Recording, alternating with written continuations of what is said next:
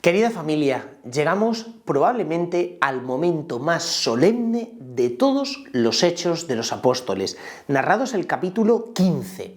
De hecho, se suele considerar por parte de los exegetas y estudiosos a este capítulo como el centro de toda la obra, la que la marca, la divide en un antes y un después.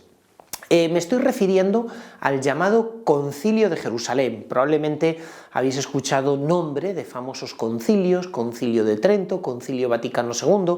A lo largo de la Iglesia, de vez en cuando, se produce esta reunión de los obispos, presidida por el Papa o por algún legado suyo, para debatir sobre cuestiones doctrinales o bien pastorales, de organización. Bueno, pues sucede que en el año 49 después de Cristo la tensión dentro de la Iglesia es tan potente por parte de algunos grupos que los apóstoles sienten la necesidad de convocar una gran reunión en Jerusalén para que cristianos provenientes de otras comunidades suban allí a emitir su parecer.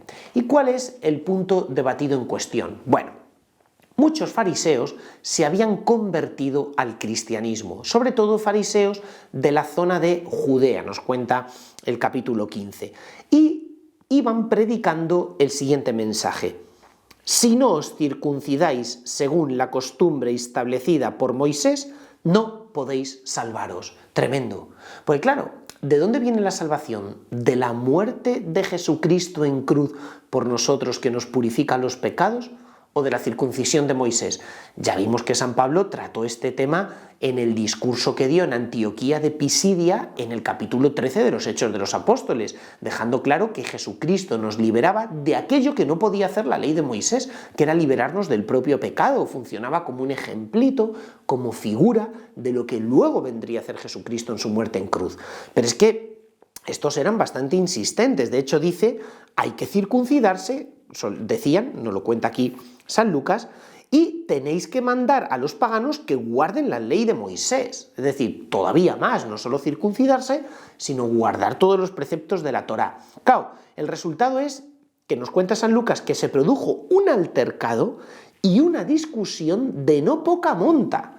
Para que San Lucas diga esto, la discusión tuvo que ser enorme. De hecho, cuando comienza el concilio, nos dicen que los apóstoles y presbíteros se reunieron para examinar aquella cuestión y hubo una larga discusión. En aquella época estaban acostumbrados a los discursos largos, por lo tanto, para que la discusión se califique aquí de larga, es que podía haber durado días. Al fin y al cabo se trata del criterio humano. O sea, a nosotros nos encanta enredarnos en discusiones, donde intercambiamos pareceres, perspectivas que no dejan de ser mi manera de ver las cosas, que probablemente no sea la manera en que Dios las ve. Por lo tanto, aquí se aprecia muy bien hasta qué punto el criterio humano nos mete en una especie de círculo vicioso para encerrarnos en una discusión, y el Espíritu Santo rompe desde el cielo con un mensaje de luz. Porque la discusión se termina cuando San Pedro se pone de pie y empieza a narrar otra vez las maravillas que el Espíritu Santo ha hecho a través de su misión entre los pueblos paganos, cómo se ha convertido Cornelio, cómo se han convertido otros paganos. Y de hecho San Pedro dice, vosotros sabéis que desde los primeros días de entre vosotros Dios prefirió que los gentiles escucharan por mi boca la palabra del Evangelio y abrazaran la fe. Y Dios, conocedor de los corazones, testificó en su favor dándoles el Espíritu Santo igual que a nosotros, y purificando sus corazones por la fe, es decir, por la fe en Cristo, no por la circuncisión ni seguir una serie de normas de pureza ritual. Dice, creemos, San Pedro, qué palabras tan potentes, que seremos salvados por la gracia del Señor, de Jesús, nosotros de la misma manera que ellos. Es decir, todos por la misma gracia. No es que Dios actúe con los gentiles de una forma y con los judíos de otra. Entonces, claro, al final da la perspectiva divina. Yo lo he visto. Dios ha enviado sobre ellos el Espíritu Santo igual que sobre nosotros. Frente a eso, ¿qué vamos a hacer con un razonamiento humano? Podría haber dicho San Pedro, si yo opinaba igual que vosotros. Pero Dios me abrió los ojos porque vi la acción de Dios. ¿Por qué vives sumergido en tus propios pensamientos? Esta es la clave. Dios siempre va a intervenir desde fuera para mandarte un mensaje, pero a veces estamos tan ciegos y tan sumergidos en nuestras propias polémicas que no vemos más allá de nuestras narices.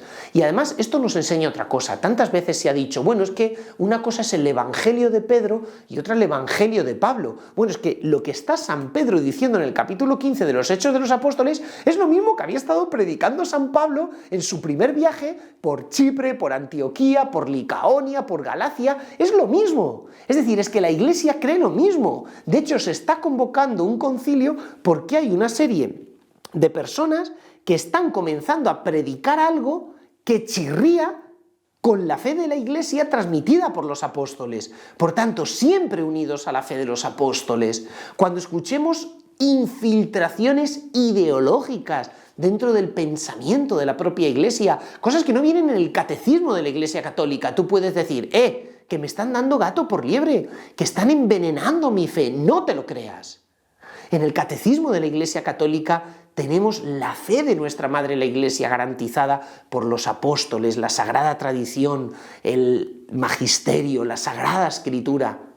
Y no dejes que tu fe pura se contamine por otro tipo de opiniones, largas discusiones, otros pareceres. Todo lo contrario, abraza esa fe, que es el mayor tesoro que Dios te ha dado. Por eso, el capítulo 15 de los Hechos de los Apóstoles nos ayuda a valorar la fe como una especie de diamante puro, de oro puro, que no se puede mezclar con escoria, con otros metales que no son valiosos y que al final solo reflejan la cortedad de miras humana, nuestro parecer, nuestra perspectiva o cómo nosotros más o menos vamos viendo las cosas. Al final, es muy importante porque tras San Pedro se pone en pie Santiago el Menor, que era familia de Jesús y que era obispo de Jerusalén. Y lo que hace es confirmar el testimonio de San Pedro. Es decir, tanto la iglesia que proviene de los gentiles, San Pablo, Bernabé y todos aquellos que subieron de Antioquía al concilio, como los propios cristianos de Jerusalén, ven claro que la verdad del Evangelio vale tanto para judíos como para paganos y que no es necesario abrazar la circuncisión ni otras normas que no perdonan los pecados. ¿Qué cosas estás abrazando tú en tu vida aparte de Jesucristo? Porque tal vez esto nos viene a nosotros. Alguno puede decir, bueno, aquí nos cuentan una discusión ya superada, una especie de reliquia de lo que sucedió en la iglesia primera, es como una ventanita para asomarnos a la historia. No, no, ¿qué cosas estoy yo abrazando que no son Jesucristo y que al final tampoco me salvan? ¿Qué mensajes del mundo, qué prácticas del mundo, qué falsas religiones orientales o vete a saber de dónde yo abrazo en mi vida? Y comienza a valorar la fe y la pureza de la misma.